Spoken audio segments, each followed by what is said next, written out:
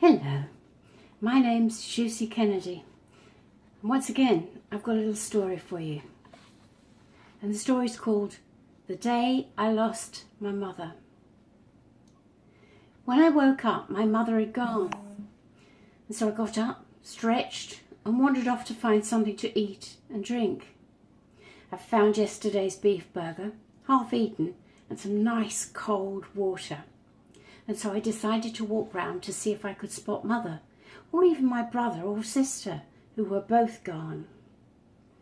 I'm still very young, and this is the first time I've been this far away from home, and never on my own. I met up with a very nice lady who was waiting for a bus. I asked her if she'd seen my mother, having described her, but she just shook her head and said she couldn't help, and so I wandered on. Down the road and round the corner, and I met a man who was building a house.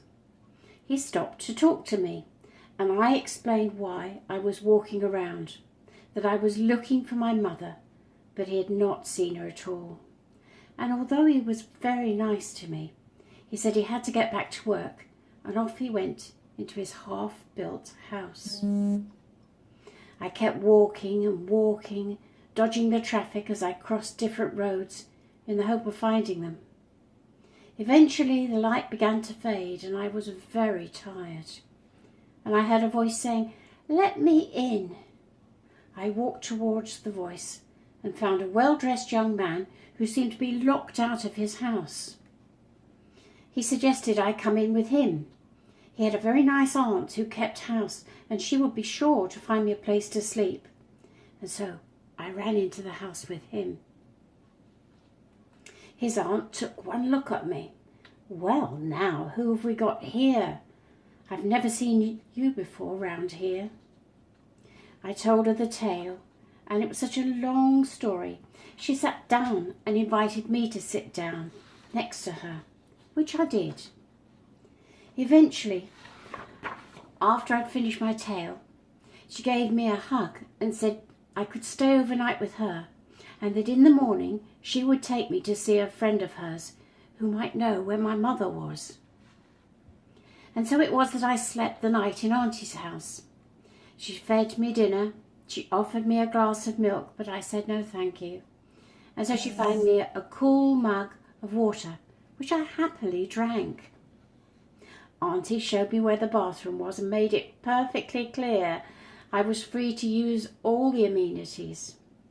I took note. It was perfectly clear by the smell in the bathroom. The next morning, after I'd been to the bathroom and had washed my face, Auntie took me with her to see her friend. Not very far, just a quick drive in her car. We had to wait to see her friend because someone else was with him, perhaps another lost person. We waited a long while until he came out and apologised for keeping us waiting. "Come in and tell me all about it," he said. Auntie's friend wanted to run his hands all over me, which was very odd, but I let him, and then he wanted to look at my teeth. After all that, he then asked for the story. I stood up on a bench. He was very tall, and I am still very short. But I will grow. And so I told him I had woken up and found the family gone, and I'd been looking ever since for my mother, brother and sister. He listened and said, "I wonder if you're looking for this young lady." And he came back with my sister. I was overjoyed and we hugged each other.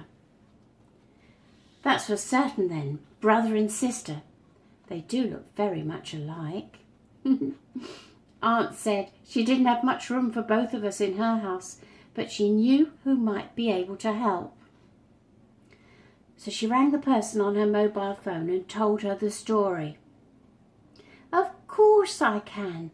I have 2 spare rooms. My children have grown up and moved away, and so I'm here on my own." So we said goodbye to the man and got back into Auntie's car, and with my sister, and off we went to another part of the search. At least that was my idea of it all. This new woman was very nice. She took us into her house, and Auntie came too for a cup of coffee and biscuits. She listened to the story of how we can't find our mother, and she looked up at Aunt's. Do you think perhaps she met with an accident? We both looked shocked.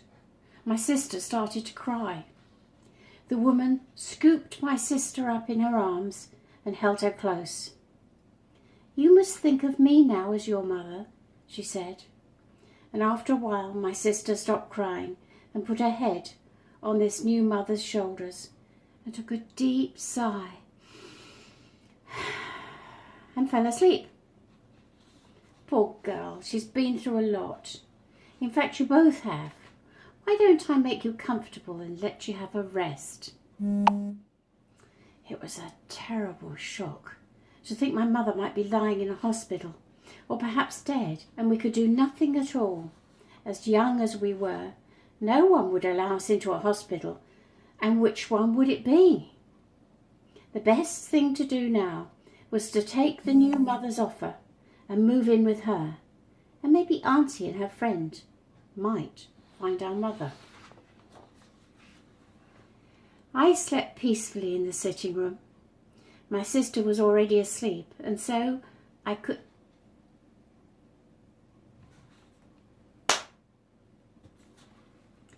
slept peacefully in the sitting room. My sister was already asleep, and so as I could be near my sister, we stayed downstairs, and I have to admit we cuddled up together. New mother had found some blankets, which she offered for us to make a bed, and that's what we had done. It was not perhaps the kind of bed you might make. Ours was very untidy, but it kept us warm, and there was plenty of room to cuddle up. The next day, new mother offered us breakfast of chicken. It was roasted and sliced neatly, and then she cut it up into small mouthfuls. She'd made some gravy, and that was beautiful itself. It tasted of so many things. You might think it was a strange breakfast, but everyone eats porridge or cornflakes. Do they? No, they don't. Not everybody eats porridge or cornflakes, or even toast and butter. Many people do eat cold, what was yesterday's hot dinner, the leftovers. Clearly, this new mother had nothing else at the moment to give, and it was rather nice to think we were actually sharing her food. New mother rang Auntie to ask if there'd been any sight of our mother, or in fact our brother, who was also missing. But no, not even Auntie's friend had seen any sight of either of them.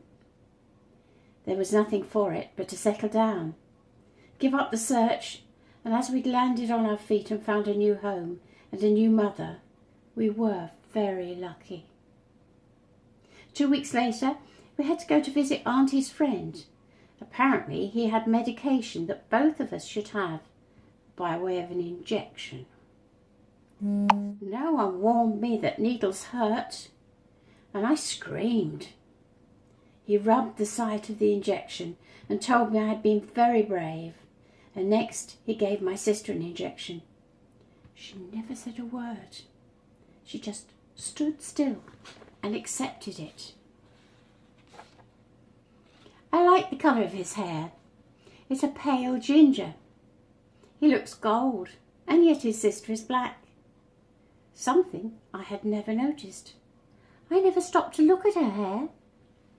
Well, said the young man to our new mother, you have adopted 2 very nice young cats. Bring them back in a couple of weeks for the second injection.